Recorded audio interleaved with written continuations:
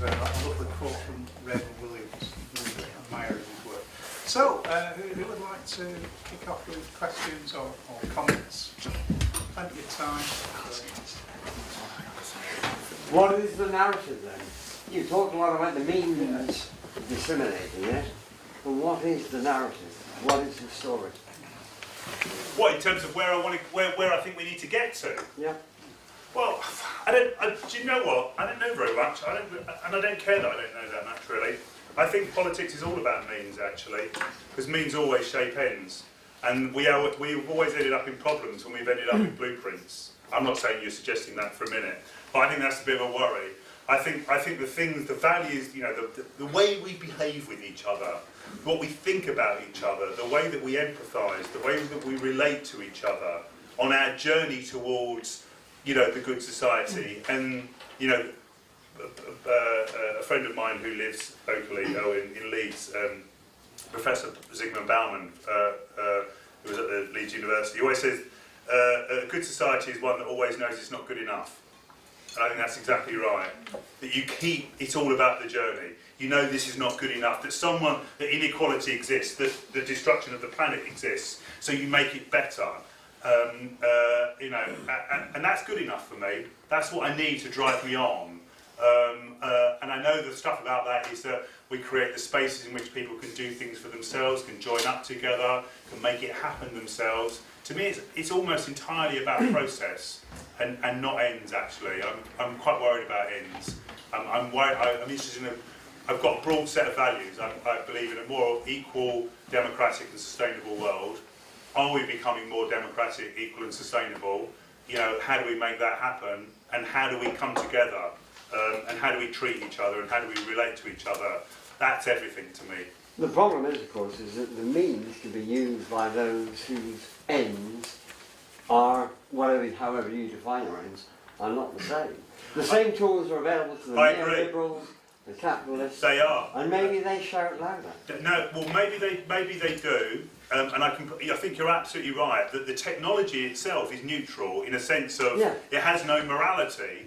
But what I'm trying to suggest is that it lends itself to a bigger, broader, wider, flatter conversation. Now that doesn't mean to say that UKIP can't use it, but see, if your politics is essentially about trusting people and believing in people to make the world better themselves together, then anything that brings in more people and gives them a voice and gives them connections seems to me self-evidently better. Now, of course, UKIP can do that as well, or you know, the corporations can do that, but it gives us the possibility to do it. And I haven't seen us with the possibility to do something for a long time, right? So I'm suggesting this is you know, maybe it's a level playing field. Okay, that's better than not having a level playing field. So even if that's the best we've got, it's better than it's been for a long time. And I think that's a huge opportunity for us to fight, struggle on a level playing field. And the other thing we've got in our locker is that we're right and they're wrong, right? So a level playing field and us being right and having morality and the view of the human condition and human nature and the optimism and the hope, we may be able to do something. Okay. Yeah, Alan. Yeah. Sorry, if people could just say your first name, where you're from, if you're from anywhere. My name's Alan Broke. I think most people know me in one capacity or another. I agreed with most of what you said, and I thought you put it excellently. And what particularly impressed me was use of two words, which was love and compassion, because when was the last time that anybody talking about politics and included those terms? And I think this is the absolute crux of what I want to achieve, and I think what you were trying to say, that we need a new ethic. I've said that before at meetings at this club. What we need to get back to is the early concept of socialism, which was fellowship. And we've got to, all those relationships in society and with each other, we've to try and prefigure the kind of society which we want to achieve. And that, as I said, does require this new ethic. And we've got to be able to speak about love and compassion, because that is what differentiates us from the neoliberals, from the conservatives. They might talk about freedom and all this sort of stuff, but you very rarely hear anybody talking about love and compassion. And we've got to put that at the centre of the ethics and vision of a new society. And that can only be done if we make, this is perhaps where we differentiate it, this can only be done if we make a complete break from the old means. And I think that means the old party system and parliament. We've got to expose them for the systems of corruption which they are. We've got to get away from them entirely. And I've said that before at meetings at this club. And until we do that, until we make that break and talk about politics in its real sense, going back to the ancient Greek meaning of the word politics, as a relationship between people in the state, and I don't think we're going to re-engage people with any sort of political vision. So basically, what's your ideas on that, please? In one sentence. Yeah, look, we're just echoing each other. Of course, it's got to be moral, it's got to be ethical. When we look into the eyes of others, we see ourselves not some other distant, strange, other being. We are them. We can't stop ourselves being social.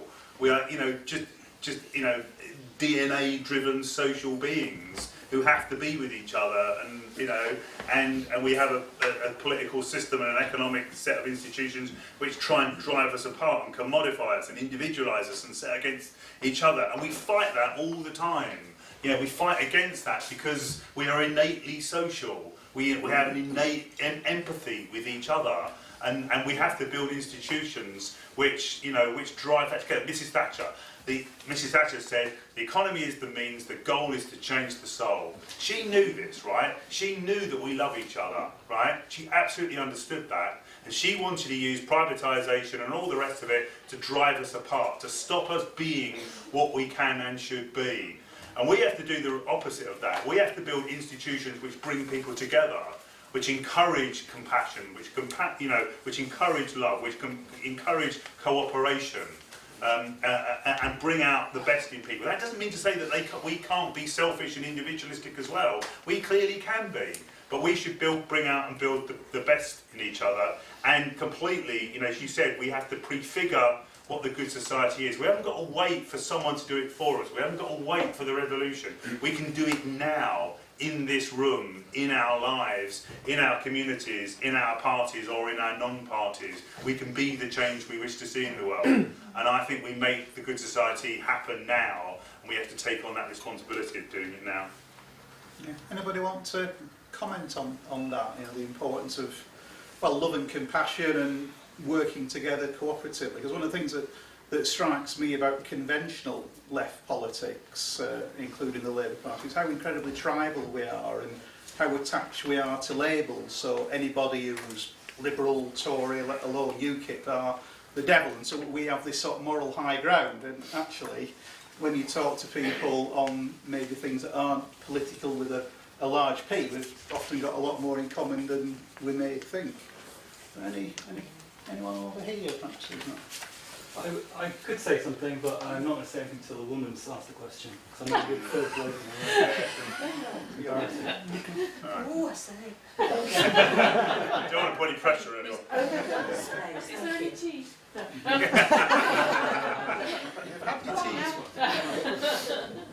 I was wondering, well, all right, just to free Tim up.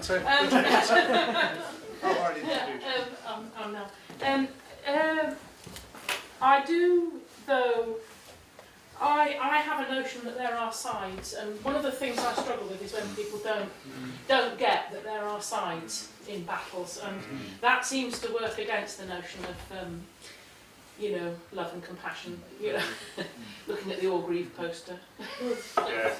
or nowhere in particular, and I don't know how we work that one out, It's something I've been struggling with and thinking about and working my way through, because I've spent all of those 35 years, or most of them, thinking that what you had to do in politics was build a bigger army than their army, and then your army beats their army. And in the last few years, I've begun to recoil from that and thinking that actually I don't want to win wars, because if you think you're winning wars, you're not really. You're just sowing the seeds of the next battle. And I think if you start to look at people like Gandhi, Mandela and others, I don't think they thought, I'm not saying they were all completely successful or anything like that, but see, if you believe in this thing that everyone has the capacity to be a wonderful human being, right? Okay, then you believe that. And you don't then have enemies that you want to destroy. You have people that you want to have a conversation with and a dialogue with, and to bring them round to your way of thinking. And unless you approach them in that way, it's not going to happen, and you'll just have this continual kind of battle between one side or the other. Now, I know that is problematic because there are some very rich people with a lot of power who wield it in very horrible, authoritarian, selfish ways. But I think, again, it goes back to that notion of like showing that there is a better way of doing things. It doesn't mean to say you've got to be soft and soppy and hippie-like. It does mean that you've got to speak to people and do things and operate in a way that you believe that everyone can be part of a good society, that everyone has the capacity to be loving and compassionate and empathetic and all of that. So I have to put my hand up and admit to becoming a bit more hippie-ish like, and then definitely, as I think Paul was suggesting, beginning to move away from the notion that, you know, that only the people in your tribe have the sole answers, and that anyone who isn't in your tribe must by definition be standing in your way of gaining the power to do the things. So just really quickly, just to tell you about the organisation that I'm amazingly fortunate enough to be the chair of, Compass. We started within the Labour Party 10 years ago, effectively in the Labour Party. You really had to be a member of the Labour Party to be a member of Compass. And then we just started finding that there were people in the Labour Party we've strongly disagreed with. We obviously still love them, but we strongly disagreed with them. You know, very neoliberal types. And there were people outside the Labour Party, like Caroline Lucas in the Greens, and even some, you know, social liberals, you know, all sorts of people that we very strongly agreed with. And somehow we were letting Peter Mandelson into our organisation who could vote and have a voice, and Caroline Lucas couldn't. And that increasingly seemed to become madness. I suppose if you had a view that just being in the Labour Party and getting the Labour Party elected into power and it doing the thing was the only way to do politics, you would have kept on that route. But we started going, actually, that's not, even if you make that happen, it's not enough. You need this wave. You need all of these alliances and all of these people talking to each other and thinking and joining up and sharing and collaborating. And our organisation took a vote and we changed our rules and said it doesn't matter what party you're in, as long as you believe in the good society values of equality, sustainability and democracy. And so that's a big transformation for an organisation to say the Labour Party isn't the only thing. It's really important, it really matters, but it isn't the only thing. There are other things that matter as well. And that's kind of defined us culturally, and we're so much richer because we've got, you know, Reds and Greens and left-wing Liberals and UK Uncut and all sorts of people. We see politics in a really rich, interesting way now that I would never go back to, and I don't think the country's going to go back to either. It doesn't mean to say those parties don't matter, they do, and the Labour Party really matters, and I'm a member of the Labour Party, but it's got to be more than that. It's got to be so much more than that to do the things that we want to do. Thanks enough. Tim, your turn. I had a beautifully drafted question all about Compass's All On Board campaign about publicly owned transport, which was my way in for plugging a couple of events. But what the hell, I'm going to tear that up, because I just agree so strongly with what you said. What you've actually done, and do correct me if I'm wrong on this, is you've given up on the top. You've given up on power. And what you've said is, we've lost that, we haven't got a chance of that, so let's work from the bottom up, and let's have really rich, positive, meaningful interactions with each other.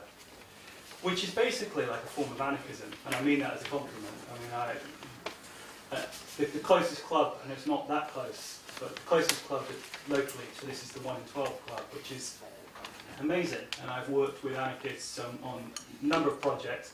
Their attitude and their temperament and the way their independence and initiative is absolutely phenomenal. But I profoundly disagree with their view, which is basically giving up on the idea of top-down government. Now, if you take, for example, the environmental movement, you're absolutely right, the bottom-up movements are fantastic. The Transition Town movement is fantastic. Little community cooperatives are fantastic. Growing schemes are fantastic. All those other things are absolutely amazing. But you are not denying them in order to also believe that you need to have top-down government decisions. And not just that, within a nation, but between nations, huge decisions that are made. And if you put all your faith in bottom-up community projects, though they are very, very important, if you put all your faith in them and give up on campaigning on things like TTIP, then all those positive benefits that are going to be gained are going to be worse than neutralised, because the corporations and the governments will dictate what happens to your lives. Yeah. It's not one or the other. Yes. We need both. Yeah. Yeah. Well, I've completely given you the wrong impression of where I am, because I'm exactly in that space, right? I suppose I was emphasising one bit of our journey and one bit about what our vista and landscape was, because we recall from just being in the centre of formal party establishment, Westminster politics, and then see all of this life and all of this energy, which I think is part of the zeitgeist, part of the wave, which I then think the bit at the centre has to respond to and has to change itself to begin to do. And so my organisation, one, others as well, the season that was completely in between the sort of frustration of Westminster politics, but the possibility of it, and the beauty of all of this grassroots bottom-up stuff, but we see completely the limitations of where that can go. And so the job is completely, as you said, to bring those two things together, the kind of vertical and the horizontal.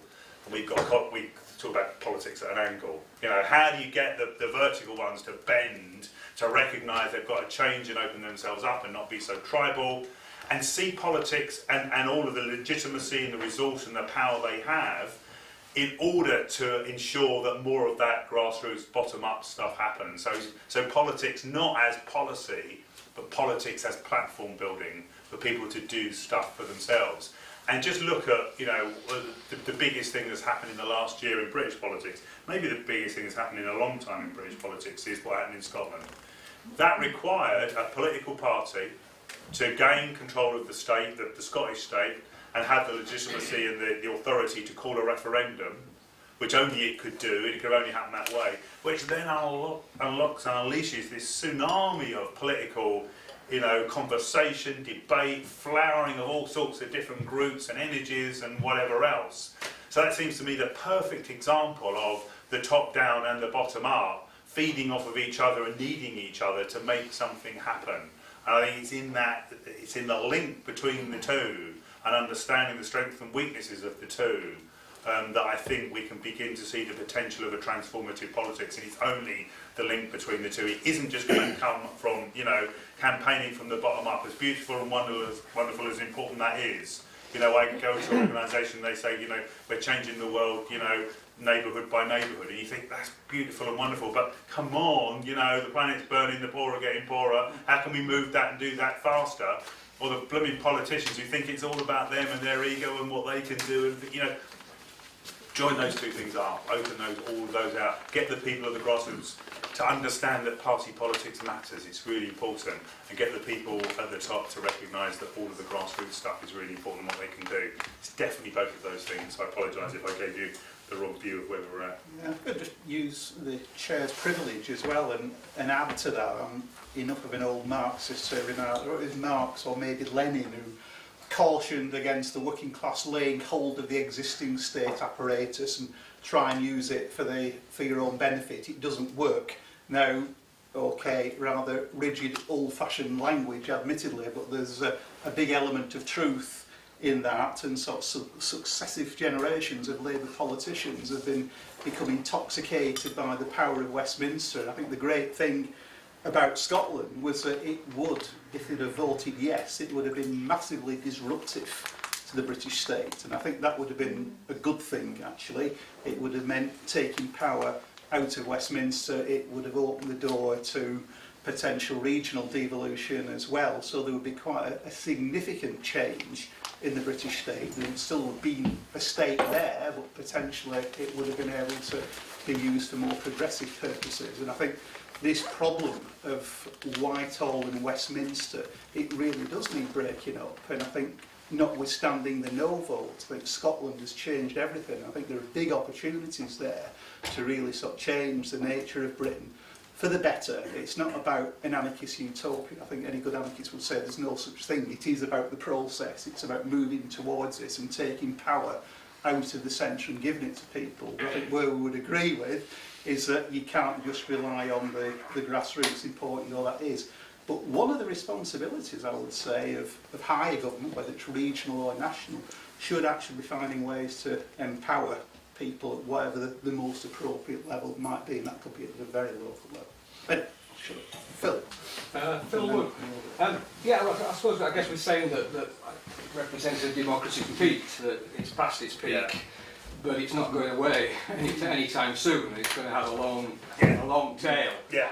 And space is going to be created for deliberative, budgeting, participative democracy and all of that. But at the moment, I don't see it creating anything kind of coherent, and I don't feel the passion or the radicalism in particularly local government to meld all of those together. And what gives me confidence that we can find it is going abroad to somewhere like Latin America, or I've just been privileged to meet the mayor and the local council in Reykjavik. Now these are really radical people who at the same time are working on the basis of a voting democracy, but are working with all kinds of other things as well. Bottom up, the Pirate Party, a part of the government in Reykjavik now.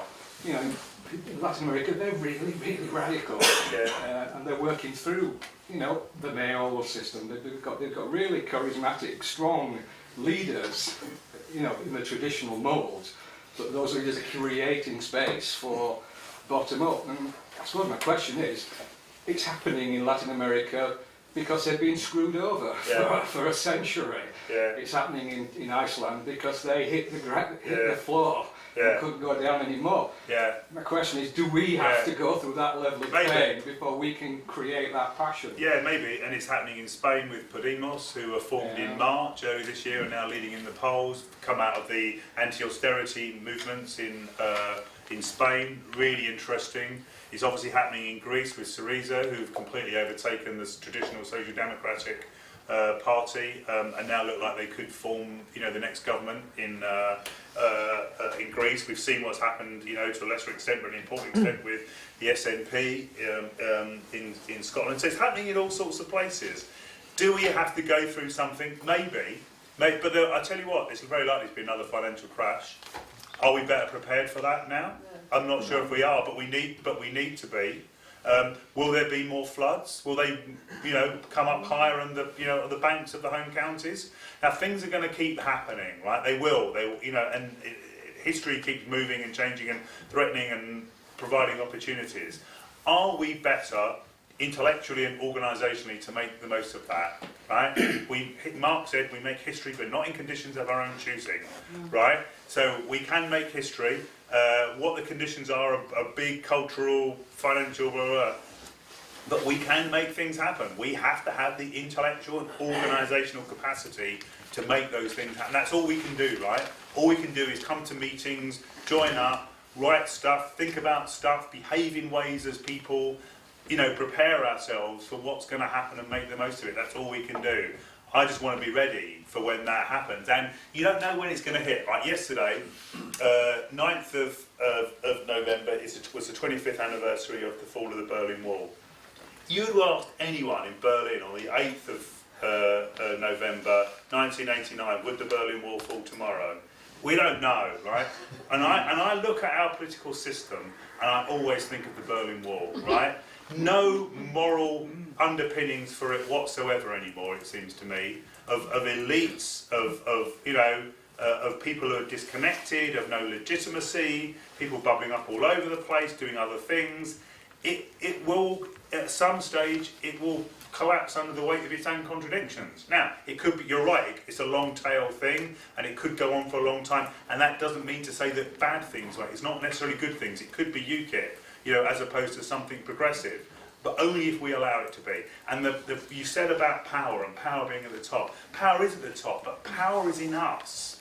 You know, unless we realise how powerful we are as people to organise, and particularly now because of the blooming internet and who we can connect to and who we can think with and who we can join up with and make things happen, we are incredibly powerful, right? And they don't want us to think we are. And I think we're becoming potentially more powerful, and maybe we'll be able to make something better happen sooner than we think. Okay, I've got several people indicating. Chap there, and then Brendan, Vicky, and Julian. So I don't know you now. No, I'm Peter. I've actually come over from Glossop, and last night I was at a social event at Glossop Labour Club, which is not quite as old as this place, but fairly old. And although it still calls itself a Labour Club, it's effectively like this. It's a red-green club, you know.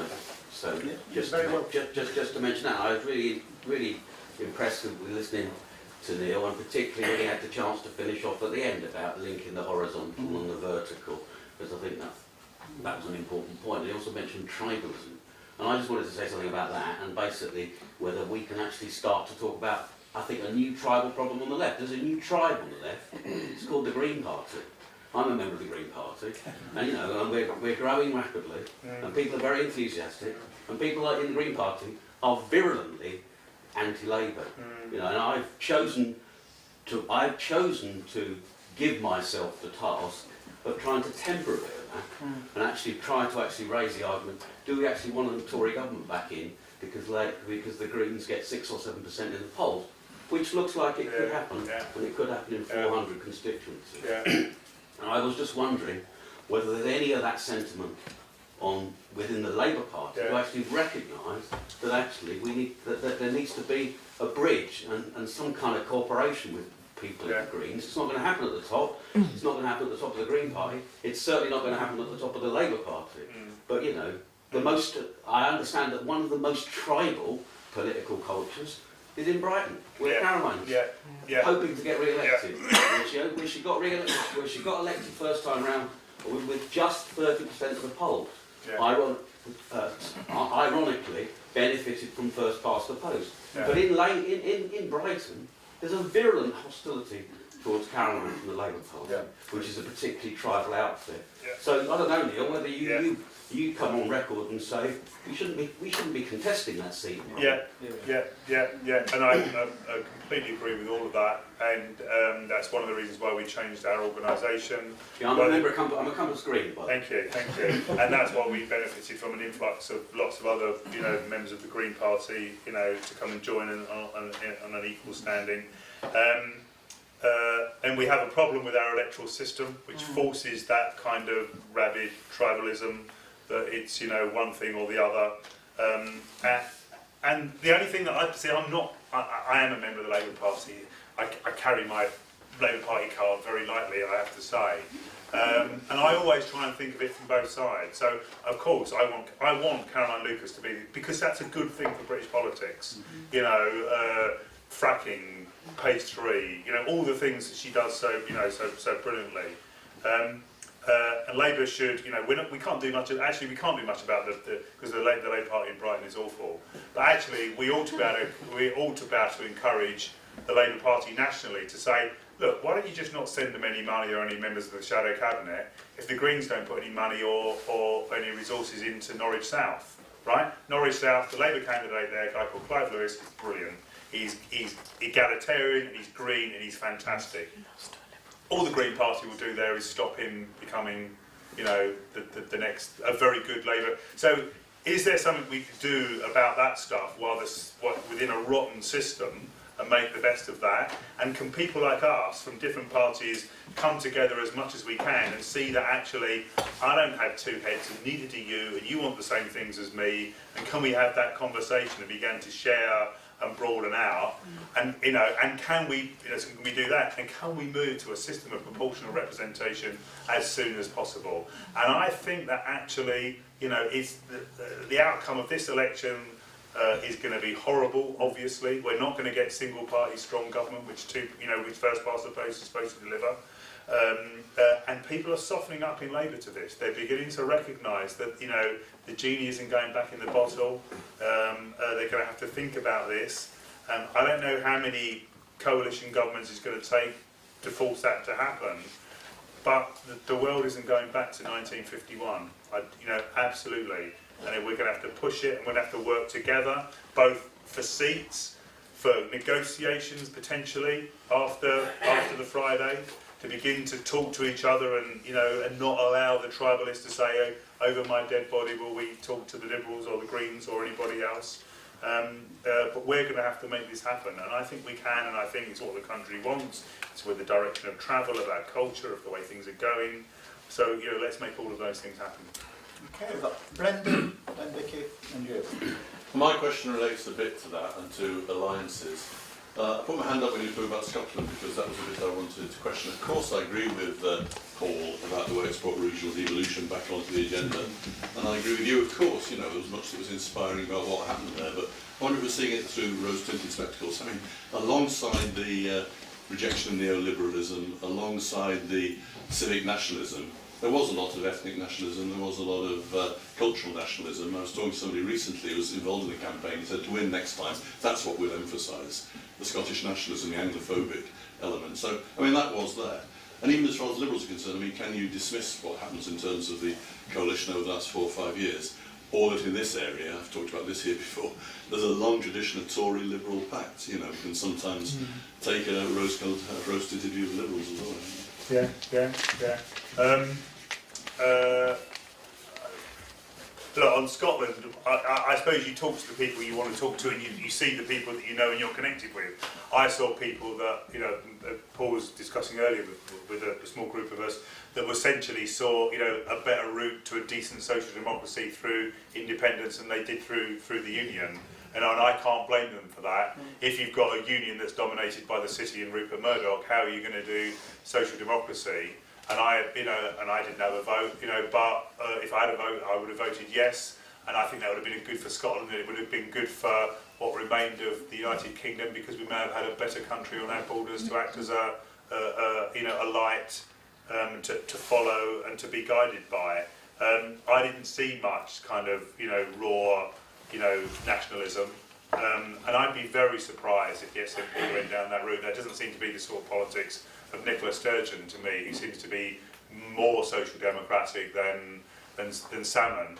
And they've got all of these, you know, the predominant conversation in the Yes that I saw, you know, the 10,000 people that turned up for the radical independence conferences, the people involved in the Commonweal, you know, the Women for Independence, the National Collective, the cultural element of it.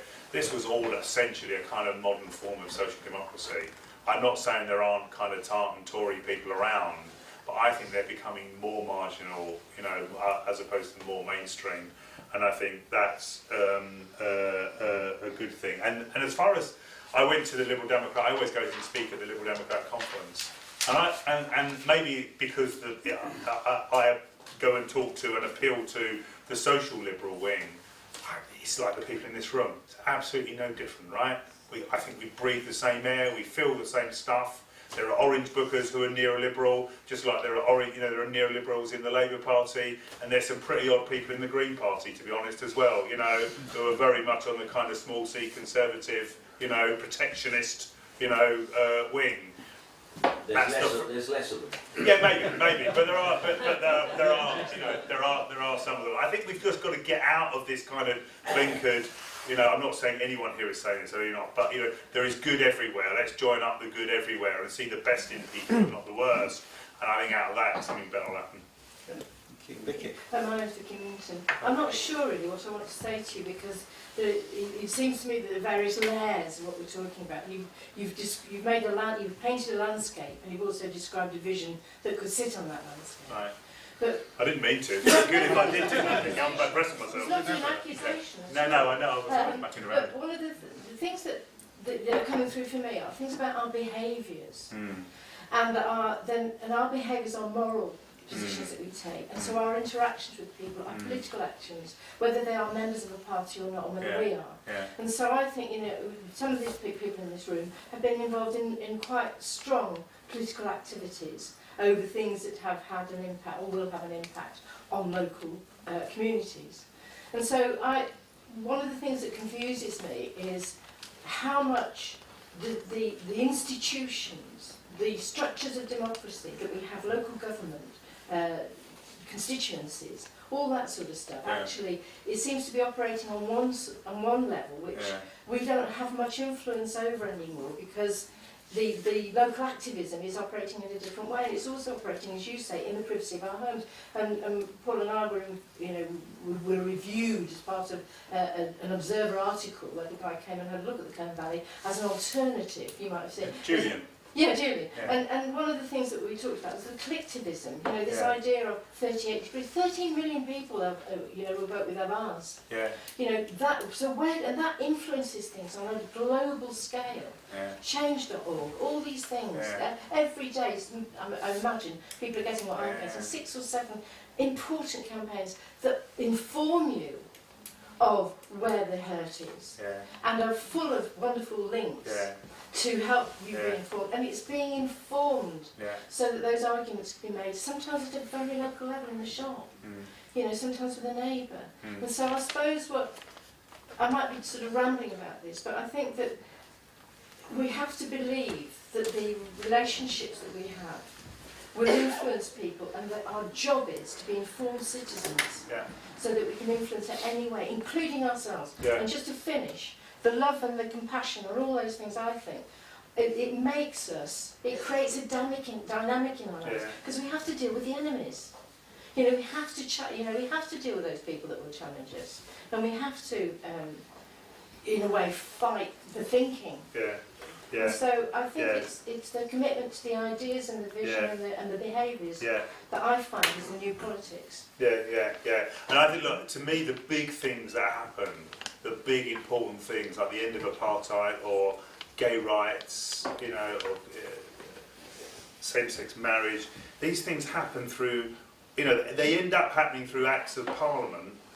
But actually it's all the stuff before that matters. The conversations in the shop, over the garden fence, at the school gate. It's the cultural small bits that just begin to make, one side look a bit ridiculous, a bit old-fashioned, a bit out of date, And that's because we carry it, as you said it much better than me, we carry all this stuff with us, and we can make things happen all the time and build things up, through those individual myriad connections. And we have to be able to do that by walking around as we've always done, but we can do it in all sorts of other connected ways as well, online as well as offline, and they're both important and they both matter.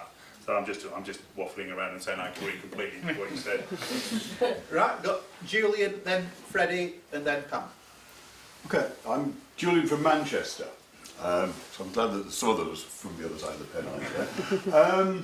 Though I'm actually a Yorkshireman myself.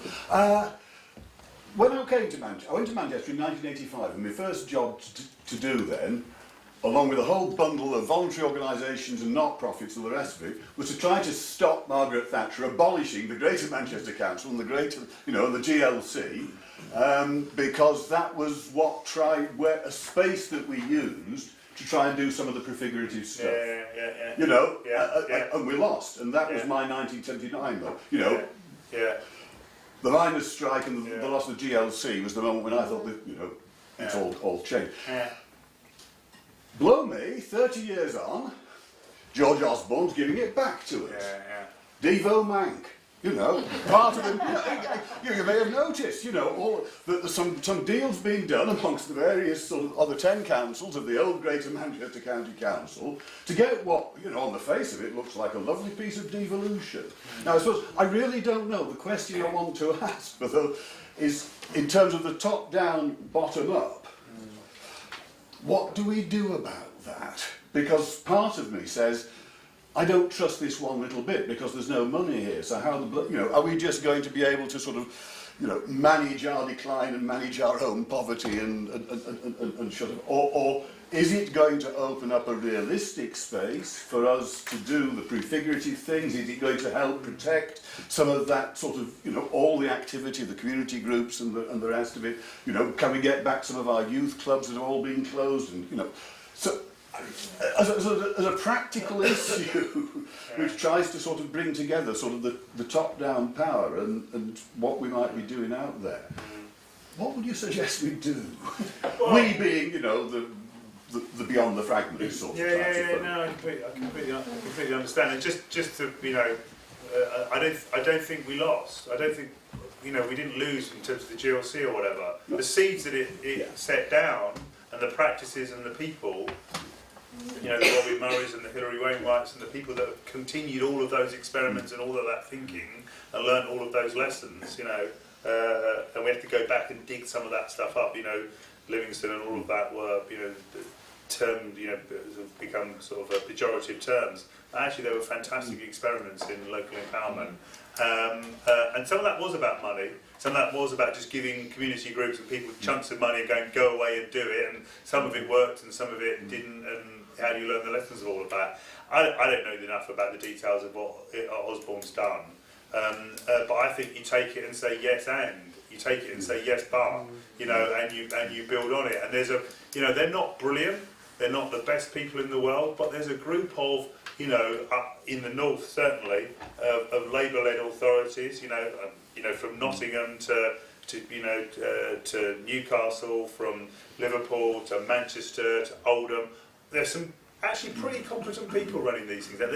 I was a bit taken aback by the picture of them standing with Osborne. It was all men. It was all the authorities around Manchester were all men. Every single anyway. But there is a competence and a confidence. Sadly, some of these people I know, and sadly some of them think it probably wouldn't make much difference if there was a Labour government next or a Conservative government, in terms of the amount of resources and power that they would be given, because Labour's quite a reluctant giver away. It's quite a hoarder of stuff, In private, they're quite, I should say this, in private they're quite, sanguine about what the possibilities are. But this kind of centripetal forces, throwing things out to the edges, that's beginning to happen, and I think that's opening up all sorts of opportunities which we grasp, we take, we don't just say Osborne's, well, we might say whatever we like about Osborne, but we move on and we demand more, and we don't just demand more, we make more happen through those increasing powers, and I think that's very interesting. I think it's very exciting. And the more when power is near people, it's much better, isn't it? When you can, hold people to account and use it and channel it and join it up. You can do a lot of that more locally and more regionally. It's much easier to do, and I think that was one of the drivers of Scotland. That having it in Edinburgh was much better than London. So I think it's generally a good move, and I think we take it, we bank it, and we ask for more. Yeah, I can't resist chipping in as a former, very short-lived councillor at Leeds and seeing how power works. I think the whole trend towards combined authorities and mayors is profoundly anti-democratic. I agree that when there is a mayoral election, challenge it and fight it, but I think don't be under any illusions. I think you can't impose democracy, although what is being imposed is a very qualified form of democracy. It'll be one person, almost certainly a bloke from the sort of traditional Labour establishment in Greater Manchester, almost certainly Richard Leese. You can see it now, can't you? So I think the real alternative is directly elected regional government, which was really, that's what the GMC, Greater Manchester County Council, was in a way. It was sort of sub-regional. The world's moved on since then. I'd say we need bigger regions, but taking power from the centre rather than taking power from the local level, which is what these combined authorities and this mayor will do, I'm afraid. But I think you've got to engage and so demand more. And sure, Freddie. Freddie from Greenwood College. You were talking a lot about sort of involving people, like both from the top as it were, like in parties, and then obviously from like more local, like pressure group type thing. But especially when you consider the fact that people, especially sort of people my age, just seem to be like increasingly politically sort of apathetic, then do you think part of like the solution, as it were, is to like using new media and stuff, is to get people more engaged in politics? And if so, sort of how? Well, look, Freddie, you know much more about whether young people are apathetic or not. Again, we see what we see, and we work in circles that we work in. How many of those young people in Scotland were amongst the 97% who registered to vote, and then the 84% who actually voted? And my God, was I taken back by the 16-year-olds on television in Scotland, and how confident they were and how articulate. you know, and how the giving the responsibility of making an important decision had obviously weighed on their young shoulders, and they thought about it, and they could talk about it, and they could debate it. You know, I don't buy the thing that young people are apathetic. They've got different interests and they've got different ways of expressing themselves. But my God, my sons are a little bit older than you. They have a confidence and an awareness, they have a voice, they're on the internet, they're talking, they're saying, they're joining up, they're speaking in a way that, you know, that I think creates spaces and places for people to, you know, be, you know, aware, political, active, you know, engaged. So I don't think young people are necessarily any less, you know, apathetic as such. They're not going to join formal party, you know, politics. They might, some of them might join the Greens, and I hope they do. You know, some of them might be joining the SNP. They're not going to join the Labour Party, or not many of them really. You know, because it's not something where you can have a voice and have a say, and where you're regarded, and you know, all the rest of it. God, it's got to change to be able to bring in, you know, and to absorb that energy and that idealism, and you know, and that sense of having a future.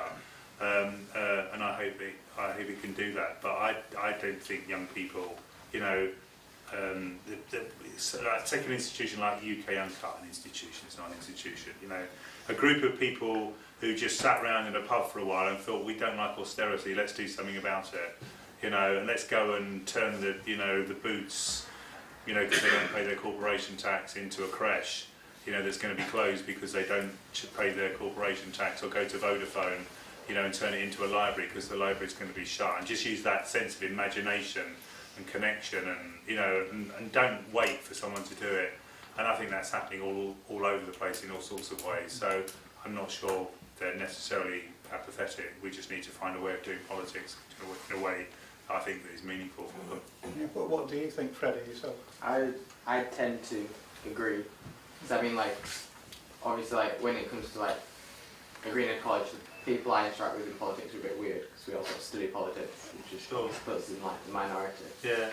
But like, if you talk to people about it, then they're generally interested. I think they get bored by sort of the more mundane, sort of constitutional stuff, you know. Yeah. But I think they can spot fraudsters, can't they? They can spot when, like all of us, we can spot when people are spinning a line. I think you're very right about saying most of them would be more likely to join, say, the Green Party rather than Labour.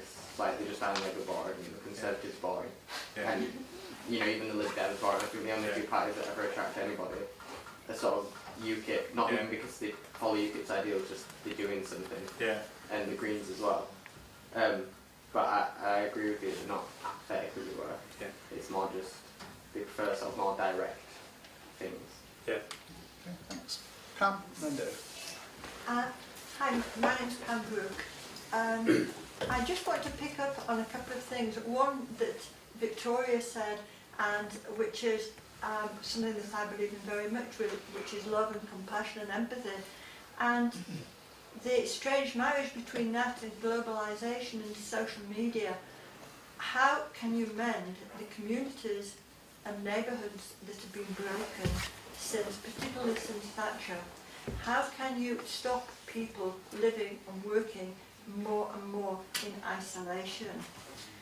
How can you stop people thinking that there's space around them and working, which, I mean, I've got one of this and how useful it is for so much stuff, but neighbourhood and community have almost disappeared in the real meaning. Yes, so much they have. Old people live in isolation, families are broken down. The children spend more time, 90% of their time, indoors, being carried backwards and forwards, and on the internet. They're not outside, they're not learning how to socialise. So how can you marry the two and make it work? Where is the empathy? How can you have empathy with somebody who don't understand? How can you love your neighbour when you don't even know who they are? I hear everything you're saying, Pam, and I understand it. But again, I see everything you say, but I see something else as well.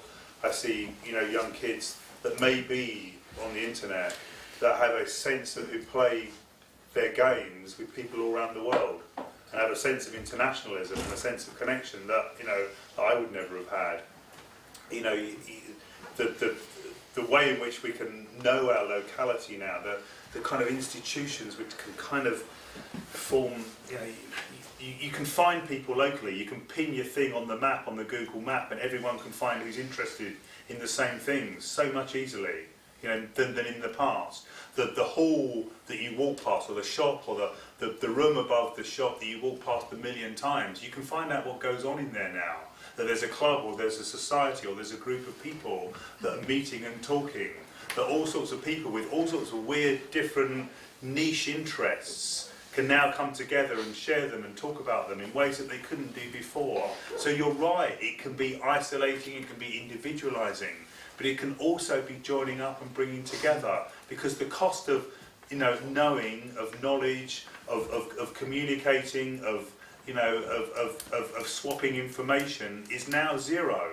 It doesn't cost anything to know whatever's going on, because everyone's putting the information on for free and can share it and can connect up, and you just put a hashtag onto Twitter and then you're off trying to find a local group or you know, a virtual group or a local group. So I hear everything you say and understand the worries about insecurity and anxiety and loneliness and all of that, which is there, but there's the opportunity for another side of it as well, which is humane and connected and joined up. So I think there are both things at once, and our job is to bring out the best bit and to accentuate and develop the best bit. Okay, can I just come back on that? The generations are getting older, it's an ageing society, and I was in conversation with somebody in our village, and I stopped this person and touched her, and she said, "You are the first person," I did it in a friendly way, yeah. And she said, "You are the first person that I've had contact with that's actually been prepared to touch me." Yeah. And then I gave her a hug, and she said, "Nobody has hugged me in so many months I can't remember. Yeah. I live alone." And we're an ageing society. Yeah. Yeah. Funny lot in Holly, though. You're writing slow. Touch you all the time. So I think that needs mending. Yeah. I think one thing to say though about community, I think it's easy to be unaware how strong people feel about community and how there is still this sort of sense of pride in many communities in West Yorkshire. And Eddie, who was on the bar earlier on, who works for Kirklees Council, he went along to an event in Batley recently, which is a town that really has been on its uppers for a long, long time. And it was to launch a film about the community of Batley made by some local lads. And he said he expected about maybe 20 people might turn up, and it's 600. Yeah, you know, so because you can bring those people together in a way that you couldn't do before. Yeah. And let's get back to the, you know, what can the vertical politics do to end the endemic crisis of loneliness? Well, you know, it could say that, you know, you can only work a 25-hour week. Could say that, so you've got the time to go and hug people or talk to people or visit them. It could say we could have not just a minimum wage or a living wage, we could have a basic income, which gives everyone the economic security to go and do the stuff that they want to do. There are things we can do if we want to make it happen, but we have to start with the conversation of what's the good society and what's the good life. The good society and the good life is where we have time to do that stuff, to be citizens, to be neighbours, to be, you know, to be parents and to be friends. The time to read your kid a bedtime story. Start with that as your manifesto, right? If you want to have the time to read a kid a bedtime story, then you've got to have the economic security. You've got to have the time, you know. So build back from the things that make us human, the things that we want to do, and then we won't end up lonely and sad and on our own, and we will touch each other physically and emotionally and in all sorts of ways. It's doable. Yeah. Dave and then Alex. Yeah, thanks. I'm David Griffiths. I'm a fairly passive member of Compass with a degree of unease about some of the recent directions of travel, I guess. And I just wanted to pick up 2 steps. I'm not responding to what Pam said at all, I'm afraid, but just to go 2 steps back to the UK uncut reference and then to link that to what Tim was saying earlier, which I very, very much agreed with. Because I think the UK uncut campaign was very inspiring. I absolutely agree with that. I think it was about firms not paying their corporation tax. And that's fine, but they weren't going to collect it, were they? You do need the institutions that are going to collect the corporation tax as well. Yeah. And it just seems to me that the balance of this situation, you tried to address it, I think, Neil. I absolutely agree with Tim that the perception of your opening remarks was very much came across to me as an either-orism.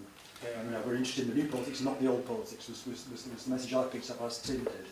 And I think that's really concerning, because I think there are some really dull, old social democratic things that the state can do and we can't, which is things like taxation and redistribution and regulation. And they're a bit dull, and nobody's mentioned them in the room so far. But the state's going to do them and we're not, it seems to me. So there's an either-orism about state and non-state actors that troubles me. And even on the devolution question, there's again, it seems there's an either-orism there almost, because at the later stage, you and Paul both were saying really, it's much easier to do things with power close to home. But again, there's some things that's true of, there's some things that it isn't, And we're not saying we have our own army. There's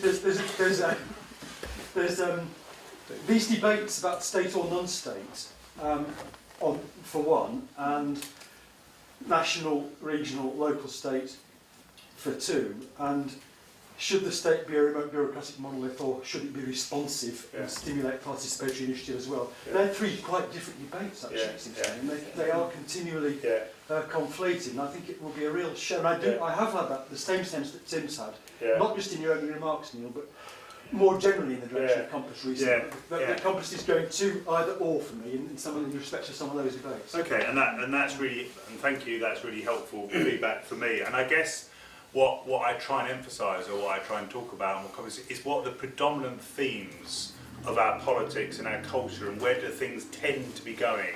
And that isn't an either or at all. It's just saying that where is the culture leading us, where is technology leading us, what's the overall sense of direction. And I think the thing, clearly I see, I won't go back to the things I've said are what I see, but that doesn't mean to say that the state doesn't matter. And what's really good, and this is why, and I don't explain things very well, and I apologise. What matters to me about people from UK and CART becoming involved in organisations like Compass is that they found out themselves exactly how narrow the silo is, that they can do that stuff and it can get in the papers, and they can do a brilliant job of beginning to change the national discourse about taxation, which is fantastic, but then they hit the buffers and find out exactly what you said. Who's going to collect the money? Who's going to distribute it? How's it going to be distributed? How do we make those big national decisions? So, in a sense, I'm really pleased that we're a way into that conversation for those sort of people that all of a sudden want big, joined up, broad politics because they realise that that's what matters. And it's really important to me that we're an organisation, a bridge from those more siloed, individual, beautiful, wonderful campaigns into a much broader conversation.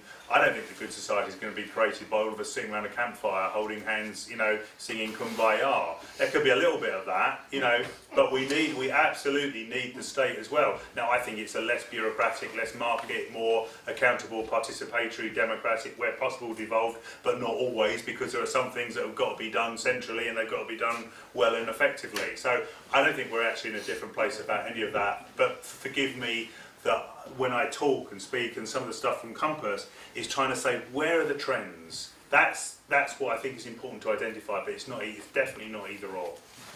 Okay, got Barry and then the chap at the back after.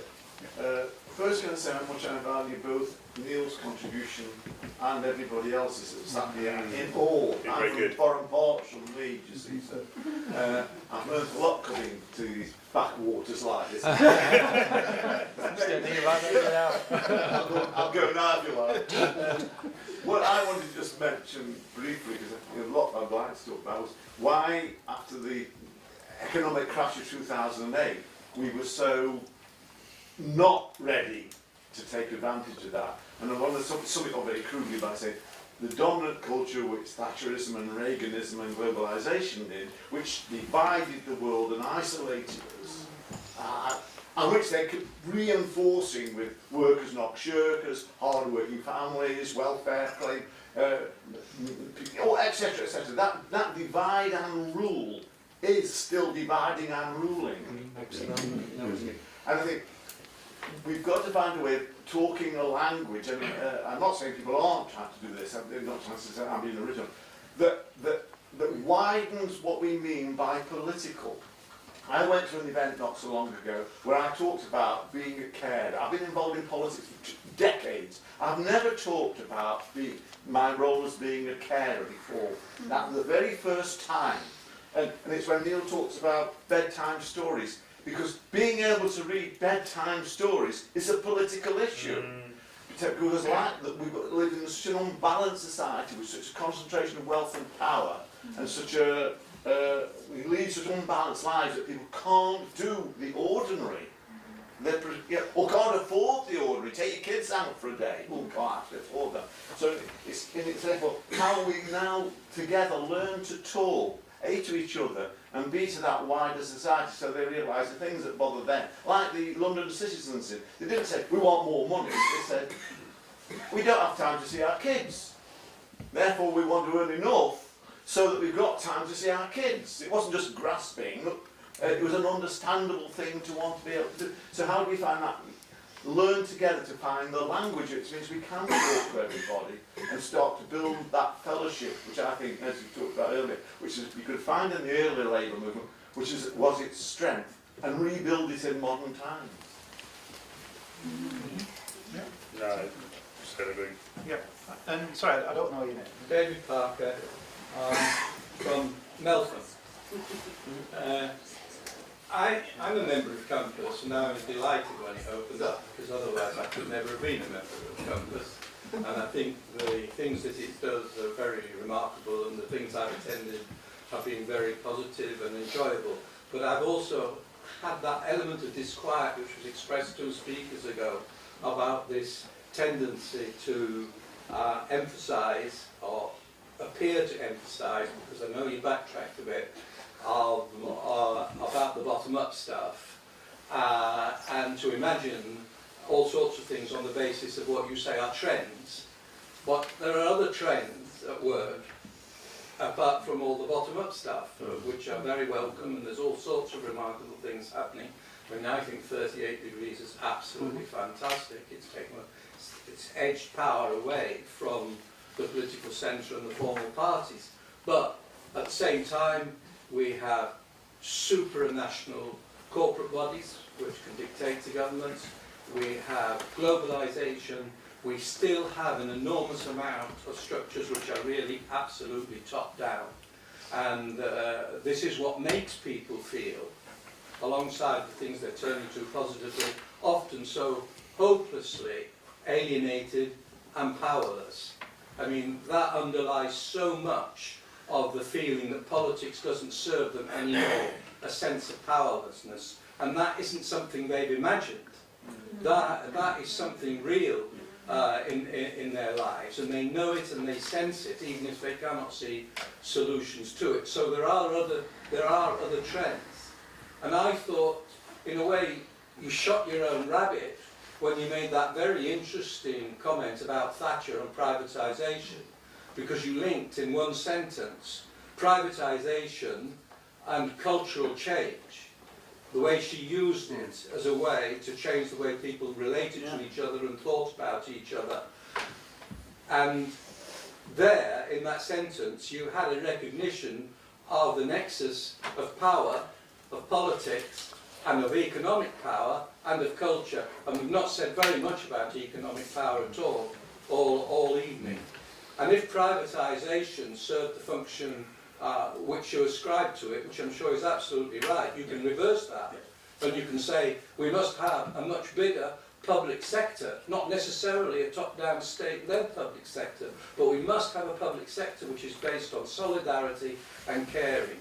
And that, it seems to me, is one of those meeting points between bottom-up and top-down.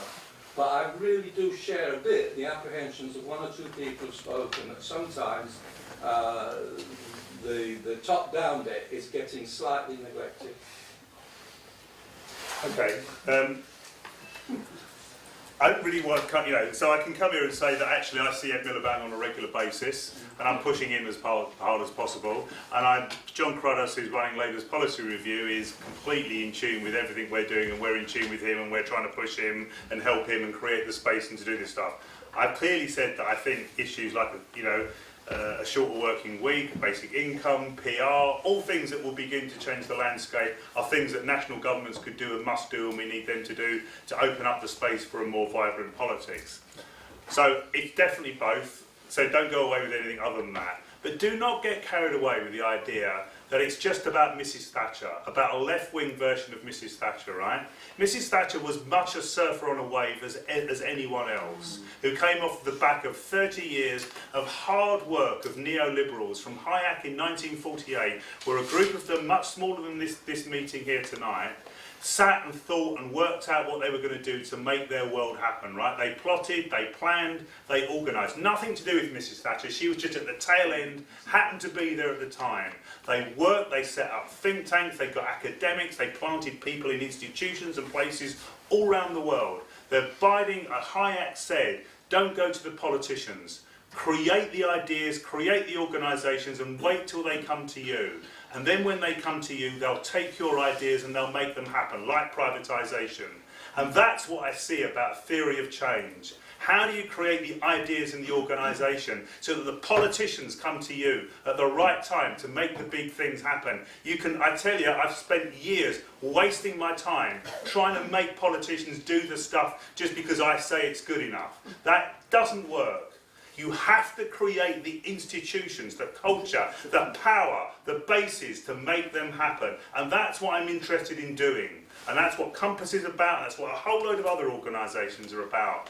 Not just demanding of the politician, but creating. They take the path of least resistance, politicians.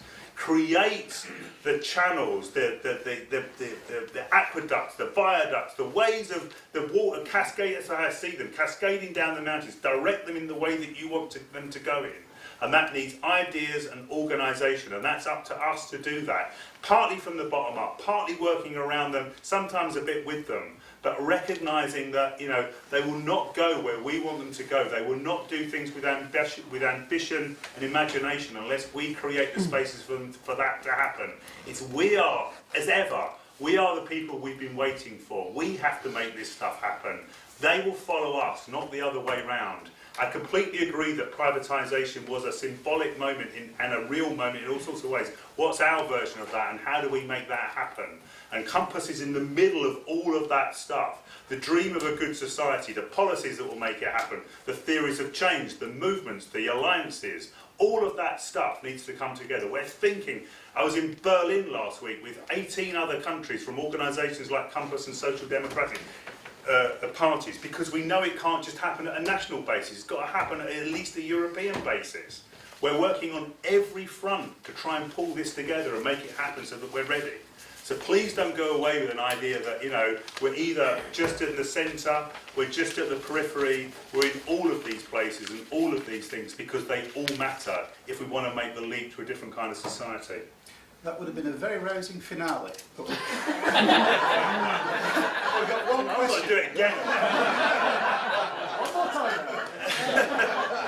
We're all together now. We are very fixed for the time, because Neil must get this 9:35 train to Wakefield. But one question with and perhaps if you could make your response the rousing finale. Also with a proposal for how we keep this discussion going. So please. Yes, I felt like giving you a real round of applause then. Absolutely. I just want to give you some feedback to say that I did not hear you say either or. In fact, I almost heard the opposite of saying, what way do we go forward? We need to let go of all those ideas that there's only one way. And that if I'm in this group, and I'm right, you must be wrong. If we're a we, then you must be a them. And so I heard exactly the opposite, that this notion about, if I win this battle, I'll just set you up to fight the next one, all made absolute sense to me. So it seemed to me you were saying you need to let go of those notions of either this or that, black or white, or there's only one way. We need to find the commonality amongst a variety of people, and that sense of the human condition, of harnessing that. And obviously out of that comes a lot of other things, and we also, I hear what other people are saying about the reality of the world we live in. Yeah. It's frightening, Yeah. but as a way forward, that what you're offering encourages me as a sustainable way forward to get out of this. Yeah. I win, you lose. I'm right, you're wrong. Yeah. I can't talk to you because you not me. Yeah. That's what I heard you say. Yeah. Thank you for that feedback, and that is what I wanted to sound like and feel like. And I see a world of amazing, marvellous complexity. And I know that the only way that we can help shape that complexity and make it better is through almost an equally complex set of ideas, thoughts, people. And the most important word in politics to me is a very short word. It's the word "and." It's not this or that. It's this and that. And through that, and you've said it much better than me. It's the sustainability bit, right? That I don't think that big change is going to happen necessarily really quickly, like 1945 or the neoliberal revolution or the Soviet Union revolution or whatever. I want a sustainable thing, because I don't, as I said earlier, I don't know what the good society looks like. I know it looks better than this, and I know life and politics is about a journey of keeping on moving towards something better and better. And I don't want a sudden, Labour government or any government, a coalition government, that just does something instantaneously and then loses again. I want to build up gradually over time the ideas and the institutions which can slowly, gradually, it'll happen faster and slower, but can move us on that journey to a good society. And I really think that we're learning how to do that. I think we're developing, human beings are developing the techniques and the cultures and the awareness. We're maturing as growing up, in the way that we see things. We need to do that faster. I'm impatient, but I also want to sustain it. Samuel Johnson said that great works are not done by brute strength, but by perseverance. It's our ability to persevere in this process of building a good society together, which seems to me the thing that matters. That wasn't as good as the last time, but I think that's actually a more important point about how we conduct ourselves and how we maintain ourselves and how we operate. And that's been a fantastic conversation, and you said some brilliant things that made me think and challenge me about how I come across and how Compass says things and where it seems its balance are, and the things you said about what's happening here and your thoughts, and I've really enjoyed being here, and thank you very much. Thank you.